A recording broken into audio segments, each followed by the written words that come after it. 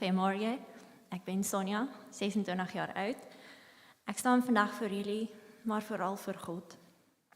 Vandaag getuig ik van mijn strijd tegen lig en duisternis, om Gods naam te eren. Elke adem die ik inneem, behoort hem toe en is bedoeld om hem te aanbidden. Wij mensen zijn er niet voor gemaakt om geprijsd te worden. Wij kunnen lof niet verdragen. De manier waarop je me vandaag ziet, is alleen te danken aan zijn genade en de werken van zijn handen. Een paar jaar geleden zou je mij niet hebben herkend. Ik heb voor deze wereld geleefd, niet alleen erin. Ik voel mij zo vereerd hem te kennen, niet alleen door mijn daden of wie ik ben, maar door wie hij is en zijn keuze om zich aan mij te openbaren. Als God zich aan je openbaren, heb je geen bril meer nodig.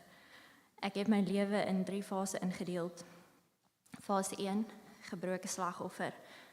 Ik was bang en zag de aanklager groter dan God, vanwege de pijn.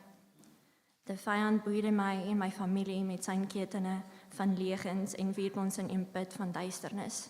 Hoewel we ervoor gekozen hebben om in die put te blijven, heeft God besloten zijn licht te laten schijnen voor elke bars in mijn vorige gebroken hart. Al sinds mijn 5e levensjaar zag de vijand mij als een bedreiging voor het koninkrijk van God. Maar God vertrouwde mij de pijn die ik heb doorstaan toe. Mijn vader verafgoedde geld en werd betrapt en voor mijn ogen naar de gevangenis gestuurd.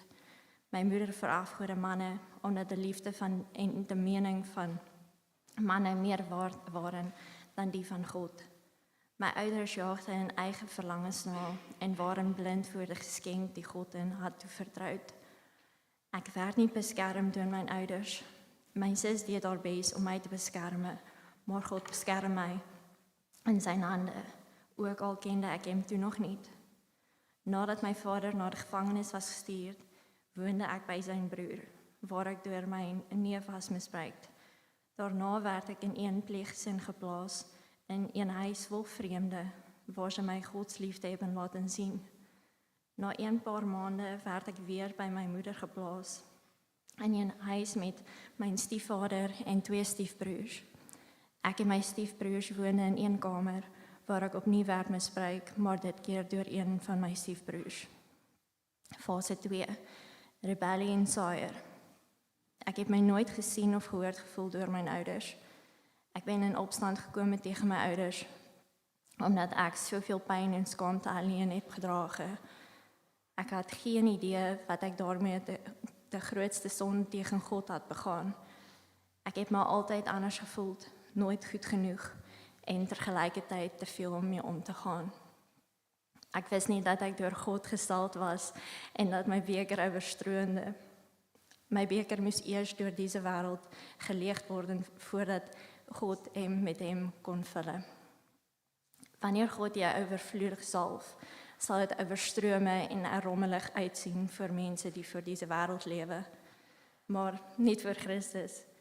Ik heb slechte zaden gezaaid door te proberen mijn identiteit in deze wereld te vinden. Door alcoholmisbruik, seks, drugsmisbruik en alles wat de wereld verheerlijkt. Ik heb mezelf vroeger wel eens gesneden om de pijn van het verleden niet meer te hoeven voelen. Mijn hersenen zijn gespleten door pijn en plezier, wat mij in een depressie gevangen houdt. Ik heb mezelf, mijn leven, mijn verleden en iedereen die mij pijn heeft gedaan gehad. Maar ik heb mijn moeder het meest gehad. Zo erg zelfs dat ik op 13-jarige leeftijd een zelfmoordpoging heb gedaan. Op de avond voor haar verjaarsdag. Mijn naaste familie en pleegouders hebben in het ziekenhuis voor mijn leven gebeden.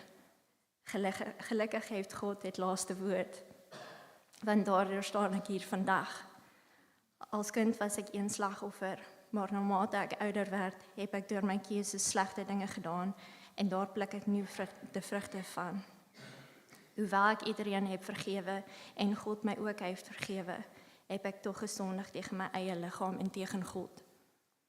Net als mijn ouders heb ik andere mensen en mijzelf geïdealiseerd. God bracht mij tot het einde van mijn eigen geweten door mij mededogen voor anderen te schenken sodat ek insag dat ek net so skuldig ben as die mense die my pyn hebben gedaan. Wij als mense hebben 'n neiging om neer te kyk op sonde waar ander meer worstelen, als wij ourself geen probleme mee hebben. Maar vir God is elke sonde ewe erg. Ek heb niemand fisiek vermoord, maar deur haat in my hart te koester jegens die mense die my pyn hebben gedaan, heb ek hen in die gees vermoord. Fase 3. Deur die woestyn terug na die kruis aan die voete van Jesus. De vyand wil dat jy weet wie hy denkt dat jy bent, maar hy wil nie dat jy weet wie God zegt dat jy bent. God heeft ons huwelik gezegend, ook al was het niet op zijn fundament gebouwd. Hij heeft ons gezegend door ons weg te leiden van alles en iedereen die we kennen, zodat wij hem konden vinden. God heeft dit mogelijk gemaakt dat mijn man een baan in Nederland heeft gekregen, omdat er in Zuid-Afrika geen welvarende toekomst is. Pas na 4 maanden was mijn vliegticket klaar om mij bij mijn man hier te kan voegen. Hij wist wat we nodig hadden, voordat wij het zelf wisten. Hij riep ons naar deze berg om gehoorzaam te zijn en naar de top te klimmen, zodat wij in hem kunnen groeien. Lucas 14, vers 26. Wie mij volgt, maar niet breek met zijn vader en moeder en zijn vrouw en kinderen en broers en zussen, ja zelf met zijn eigen leven, kan niet mijn leerling zijn. Mijn eerste jaar in Nederland was een eenzame, depressieve tijd in de wildernis. Ik bevond mij in een boksring met God. Elke worsteling was geen straf, maar een voorbereiding. Het was nodig om mij te bevrijden van zelfafhankelijkheid. Het voelde alsof God ver weg was, maar om je tegenstrijder te kunnen bestrijden, moet hij dichtbij zijn. Anders ben je alleen maar aan het licht spelen. Ik verzette mij tegen God om mijn zonde te buiten, totdat hij me overtuigde. De strijd ging nooit over afwijzing, ook al voelde ik me als een weeskind. Het was een intieme relatie met God. Mattheüs 6, vers 33. Soek liever eerst het koninkrijk van God en zijn gerechtigheid. Dan zal alle die andere dingen je erbe gegeven worden. Ik moest stoppen en langzamer lopen. Hoewel ik in deze wereld naar mijn identiteit heb gezocht, heeft God mij eraan herinnerd, terwijl hij mij in de schoot van mijn moeder vormde. Hij gaf mij mijn naam als een herinnering aan wie ik toebehoor. Sonja, Sonskyn. Ik ben zijn Sonskynkind. Mijn naam is een vingerafdruk van hem, zodat ik eraan herinnerd word dat ik tot dit koninkrijk van het licht behoor. Ik ben hier om elke ketting, elke generatievloek te verbreken in de naam van Jezus, door de kracht die hem uit die dood heeft opgewekt en die in ons leeft, zodat mijn nageslag hem kan kennen en hem kan prijzen. Ik heb alles aan hem te danken. Hij redde mij uit de woestijn, hij bevrijdt mij uit de slavernij in Egypte. Ik heb me afgevraagd hoe het mogelijk is dat ik nog zoveel liefde in mij heb om te geven. En toen kwam ik in Lucas 7, vers 47 tegen. Daarom zeg ik je, haar zonden zijn haar vergeven, al waren het er vele, want zij heeft veel liefde betoond. Maar wie weinig wordt vergeven, betoont ook weinig liefde. Hij spreekt een woord om leven te geven en te nemen, hoe almachtig is hij. Mijn strijd met de heersers van deze wereld hield niet op, toen ik dieper in de boot met Jezus stapte. Maar hij gaf ons een wapenrusting, kracht en gezag om elke slang en schorpioen te vertrappen. Er schuilt zoveel kracht in zijn woord, zoveel zelfs dat wanneer het in geloof wordt gebruikt, elke knie moet buigen.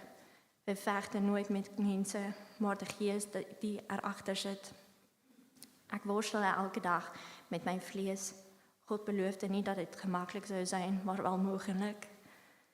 Zoals Paulus zegt, ik haat mijn vlees zo erg dat ik het zou willen verwijderen. Want ik doe dingen die ik niet wil doen en laat dingen na die ik wel wil doen. Ik heb lange tijd gebeden om een gemeenschap in Christus. En op die rechte tijd heb ik jullie gevonden. God is mijn schat en dat is precies waar mijn hart ligt. Heer, U is mijn toevlucht, mijn bergvesting, mijn God. Op U vertrouw ik. Ek had my nooit kunnen voorstellen dat ek in Nederland gedoop sou word, laat staan in 'n ander taal. Lukas 14 vers 27. Wie niet zijn kruis draag en achter mij aankomt, kan niet mijn leerling zijn. Het kruis dat ik op mijn rug draag, is veel zwaarder dan het kruis dat ik om mijn nek draag. Een eeuwigheid is niet genoeg om U, Heer, te danken. Vandaag dans ik op het graf waar ik ooit woonde. Bedank aan jullie als getuigenis van vandaag, maar een speciale dank aan mijn lieve Betty.